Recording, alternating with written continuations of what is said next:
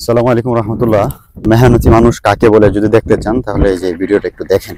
এই যে দেখেন প্রায় 80 বছর বয়স একজন বৃদ্ধ। এই লোকে এখন যাচ্ছে ক্ষেত কুবানোর জন্য, এই নাতিকে নিয়ে আসছে যে যে কোদাল সহ আমরা পিছনে পিছনে যাইতে। চিন্তা করেন মানুষের কি পরিমাণ সাহস এবং ইচ্ছা থাকলে এই বয়সে সে হচ্ছে গিয়ে এই যে ক্ষেত কুবানোর জন্য আসতে পারে। বয়স কত আপনার?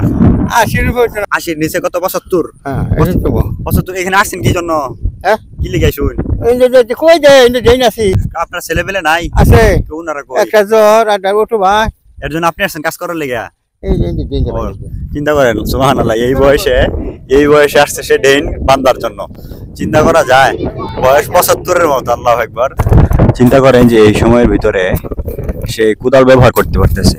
অন্য সাধারণ লোক ঘর থেকে আসতে পারে না। প্রায় 1 কিলোমিটারের মতো জায়গা। এই যে আরো অনেক দূরে গ্রাম, দেখেন কতটুকু বড় এক মানে খালি জমি, এরপরে আর অনেক দূরে তার বাড়ি। সেখান থেকে হেঁটে আসছে, হেঁটে আইসে এই যে চিন্তা করেন এখানে সে হচ্ছে যে ড্রেনের কাজ করতেছে। সুবহানাল্লাহ। ধন্যবাদ সকলকে।